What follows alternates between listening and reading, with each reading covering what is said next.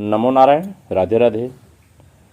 श्री गणेश गीता के अंतर्गत भगवान गजानन ने, गणेश भगवान ने राजा बैरण्य को अपने तात्विक स्वरूप का परिचय दिया है। इस छठे अध्याय के अंतर्गत इसकी हम चर्चा आपके बीच करते हैं। भगवान कहते हैं कि हे राजन, इस प्रकार मुझ में मन लगाकर मेरा तत्व जानो, जिसके जानने से मुझे लोग सर्वगत हो जाते हैं और यथार्थ में मुझे मेरे स्वरूप को जान करके मुक्त हो जाते हैं। हे राजन, लोगों के ऊपर अनुग्रह की इच्छा से वह तत्व मैं तुमसे वर्णन करता हूँ। जो मेरा तत्व है, जो मेरा मूल तत्व है, उसकी चर्चा करता हूँ, जिसके जानने से दूसरे मुक्ति के साधन जानने की आवश्यकता नहीं रहती। हे राजन, प्रथम तो मेरी प्रकृति को जानना चाहिए, उससे ज्ञान प्राप्त होता है। उसके उपरांत मेरा ज्ञान होने से प्राणियों को विज्ञान और संपत्ति की प्राप्ति होती है। जैसे पृथ्वी, अग्नि, आकाश, अहंकार, जल, चित्त, बुद्धि, वायु, सूर्य, चंद्रमा और यजमान, यह 11 प्रकार की मेरी अपरा प्रकृति है। जो भी वृद्ध मुनिजन ऐसा वर्णन करते हैं कि आने जाने वाली जीवत्व को प्राप्त हुई तथा त्रैलोक में व्याप्त भी मेरी दूसरी परा प्रकृति है। इन दोनों से ही समस्त सचराचर जगत उत्पन्न होता है और इस जगत की उत्पत्ति, पालन और नाश करता मैं ही हूँ।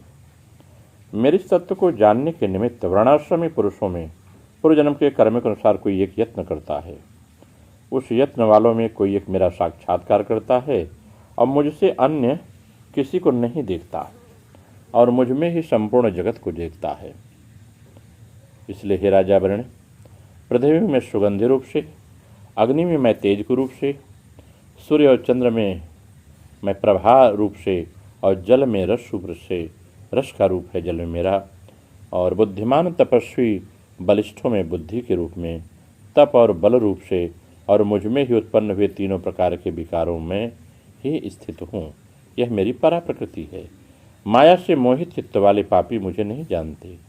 3 प्रकार के विकार होते हैं। एक सात्विक, राजस, तामस वाली मेरी प्रकृति त्रिलोकी को मोहित करती रहती है। जो मेरे तत्व को जानता है वह संपूर्ण, चाहे राजस हो, चाहे सात्विक हो, चाहे तामस है, तीनों मोह का त्याग कर देता है और अनेक जन्मों में मुझे जानकर प्राणी मुक्त हो जाता है।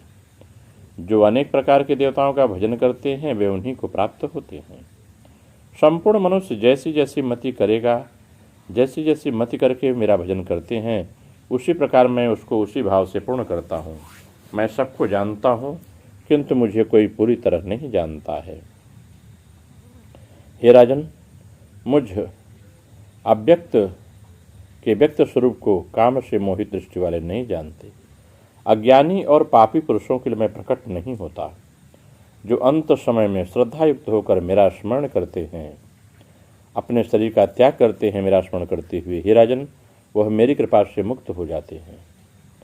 भक्तिपूर्वक जिस देवता को स्मरण करता हुआ प्राणी अपने कलेवर का त्याग करता है, हे राजन, उसकी भक्ति करने से उन्हीं लोगों को प्राप्त होता है। इस कारण हे राजन, रात दिन मेरे अनेक रूप स्मरण करने योग्य हैं।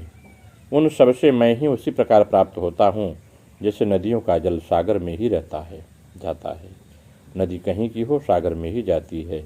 तो यज्ञ हुई गणेश, ब्रह्मा, विष्णु, शिव, इंद्रादि लोगों को प्राप्त होकर वह फिर संसार में जन्म लेता है।